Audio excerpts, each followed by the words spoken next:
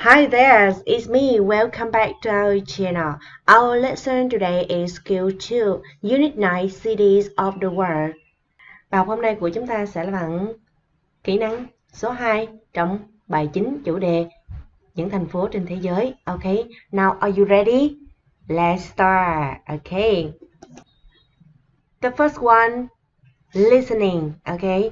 Và trong phần này thì chúng ta sẽ có tập trung về hai kỹ năng, đó là kỹ năng listening, kỹ năng nghe, và thứ hai, the second one is writing, kỹ năng viết nhé. Now let's go to the first one, listening. Chúng ta đi vào kỹ năng đầu tiên, đó là kỹ năng nghe. Alright. Number one. 1. Work in groups. Discuss and answer the questions.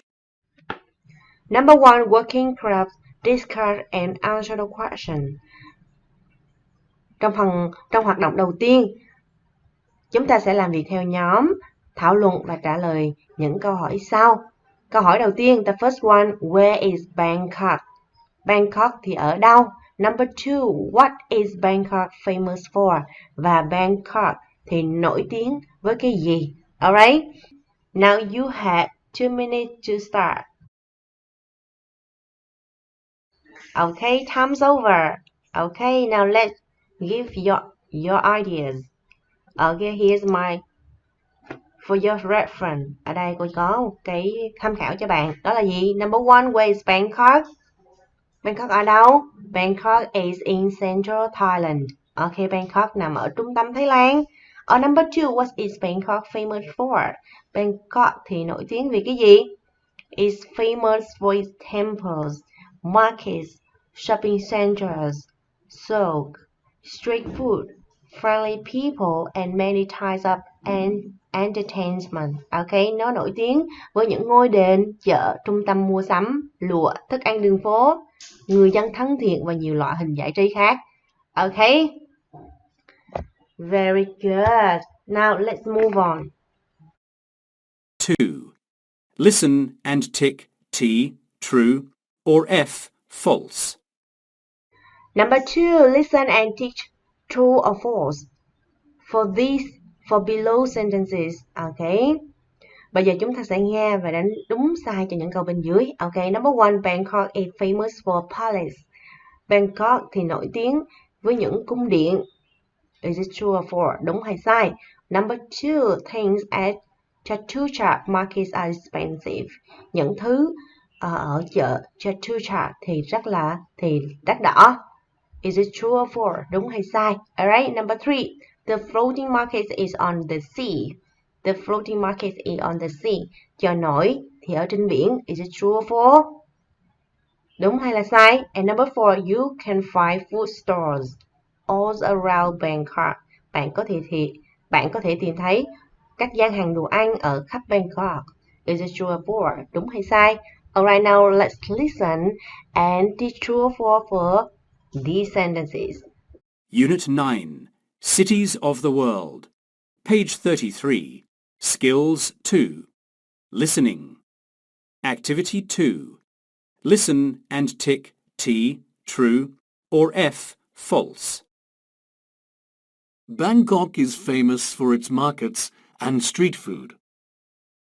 Visit the Chatuchak, the largest weekend market in the world. There are over 15,000 stalls selling nearly everything at cheap prices. It's only 5 minutes walk from the station. When you visit this market, you can see part of Thai people's life. Another interesting type of market is the floating market on the river. Don't forget to try street food in Bangkok. It's easy to find food stalls all around Bangkok serving different Thai dishes.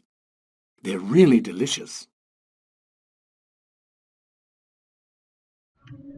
Okay, now let's check your answers. Alright, very good. So number one, Bangkok is famous for palace. Bangkok thì nổi tiếng với các cung điện. Now let's check.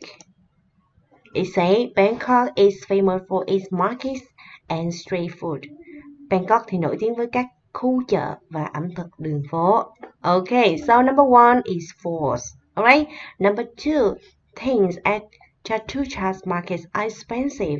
Những thứ ở chợ Chatuchak thì đắt đỏ. Is it true or false? Now let's check. There are over 15,000 stores selling nearly everything at cheap prices. Okay, as cheap prices. Như vậy là có trên 15.000 gian hàng bán gần như là mọi thứ với cái giá rẻ. Okay, cheap prices, not expensive. So number 2 is false. Alright. Number 3, the floating market is on the sea. Các chợ nổi thì ở trên biển. Is it true or false?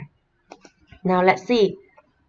The float market on the river, not on the sea.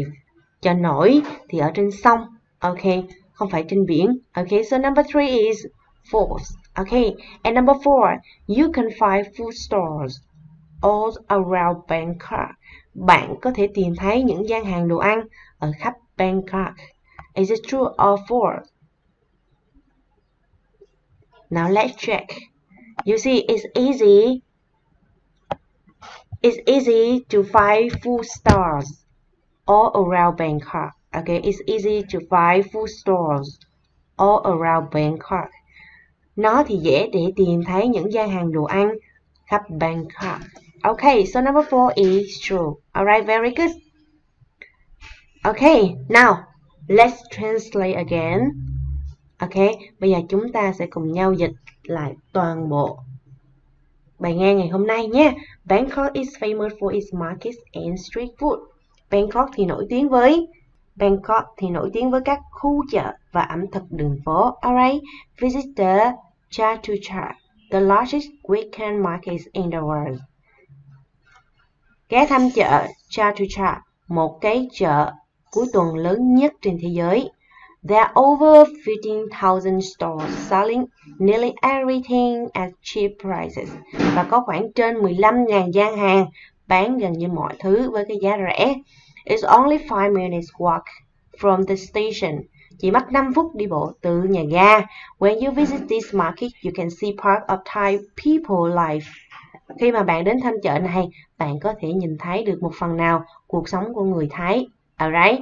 Another interesting type of markets is the floating markets on the river. Và một cái loại chợ thú vị khác đó là chợ nổi trên sông. Don't forget to try street food. Alright, don't forget to try street food in Bangkok. Và đừng quên thử những cái món ăn đường phố ở Bangkok. It's easy to find food stores all around Bangkok, serving different Thai dishes. Nó thì dễ để tìm thấy những cái gian hàng đồ ăn ở khắp Bangkok, phục vụ những cái món ăn Thái khác nhau. They are really delicious. Chúng thì thật sự ngon. Alright, very good. Now, let's move on. 3. Listen again and fill each gap with one word or number. Okay, number 3, listen again and fill each gap with one word or number. Chúng ta sẽ nghe lại một lần nữa và điền vào chỗ trống với một từ hay là một số. Alright? Okay, now ready? Listen. Unit 9, Cities of the World. Page 33. Skills 2. Listening. Activity 3. Listen again and fill each gap with one word or number. Bangkok is famous for its markets and street food. Visit the Chatuchak, the largest weekend market in the world. There are over 15,000 stalls selling nearly everything at cheap prices. It's only 5 minutes walk from the station. When you visit this market, you can see part of Thai people's life. Another interesting type of market is the floating market on the river. Don't forget to try street food in Bangkok. It's easy to find food stalls all around Bangkok serving different Thai dishes. They're really delicious.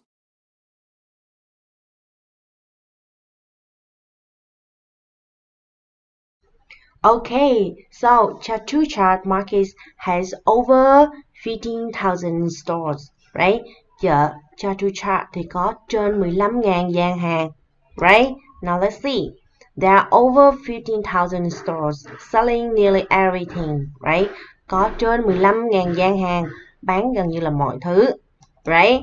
So number 2, Chatuchak Market is about 5 minutes walk from station. Và chợ Chatuchak thì khoảng 5 phút đi bộ từ nhà ga, right? Now let's see. It's only 5 minutes walk from the station. Chỉ mất 5 phút đi bộ từ nhà ga. Alright, very good. And number 3, you can see parts of Thai people life at the market, right? Now let's see. You can see parts of Thai people's life. Bạn có thể thấy một phần nào cuộc sống của con người Thái khi mà bạn đến chợ này. Alright? And the last sentence. Street food in Bangkok is delicious. Những cái món ăn đường phố, đồ ăn, thực phẩm đường phố ở Bangkok thì ngon. Right? Now let's see. They are really delicious. Okay, chúng thì thật sự ngon. Okay, very good. Now let's move. 4. Work in groups. Talk about a city in your country, using the questions below as a guide. Now let's move on the second part is writing. Bây giờ chúng ta sẽ cùng nhau di chuyển qua phần thứ hai, đó là phần writing, phần viết nhé. Kỹ năng viết, alright. Number 4, working group. Talk about a city in your country, using the questions below as a guide.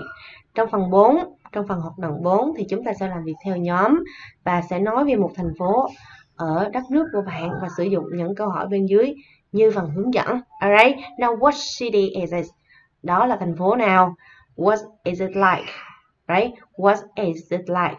Nó thì như thế nào? The weather, the people, the food. Thời tiết như thế nào? Con người ra làm sao?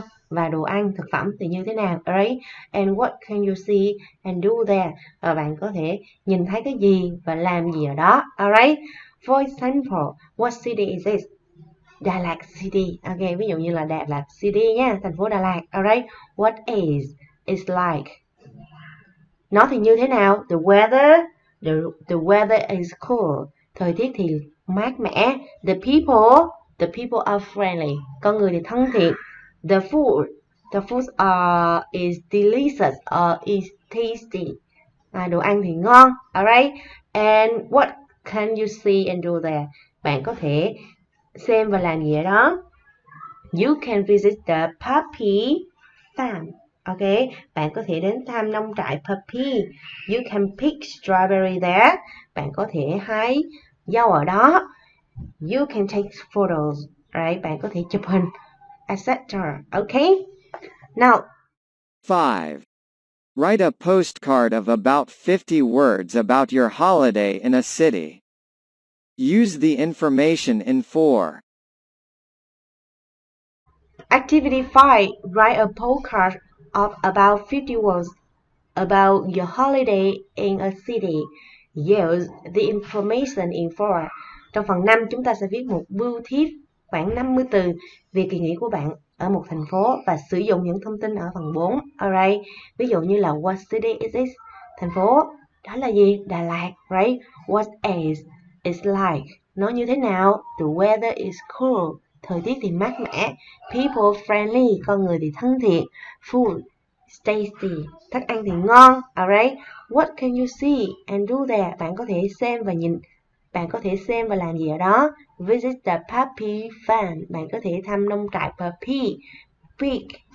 Pick strawberries. Có thể hái dâu. Visit Cù Làng village. Và có thể thăm cái làng Cù Làng. Ok. How are you feeling? Và bạn cảm thấy thế nào ở đó? Excited. Ok. Rất là thú vị. Alright. Mình sẽ sử dụng những cái từ như là cool, mát mẻ, friendly, thân thiện, tasty, ngon, excited. Alright. Hay là thú vị. Ok. Thì ở đây mình sẽ có một cái bài mẫu như sau. Dear Mom and Dad. Gửi ba mẹ. Ok. Đà Lạt is great. The weather is cool. The people here are friendly and the food is tasty. There are many interesting places. I think we can visit the puppy farm and pick strawberries. We can also visit Kulang village. I hope to take a lot of photos to show you. I'm so excited. Love, Trang. Ok.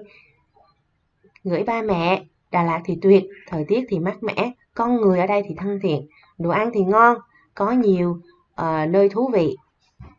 Con nghĩ là chúng con có thể tham quan cái khu nông trại Papi và nhặt dâu. Ok, chúng con cũng có thể tham quan các ngôi làng Cù Lần và con hy vọng là có thể chụp được nhiều hình để cho ba mẹ xem. Con rất là hào hứng. Alright, yêu, cái tên là Trang. Alright, okay.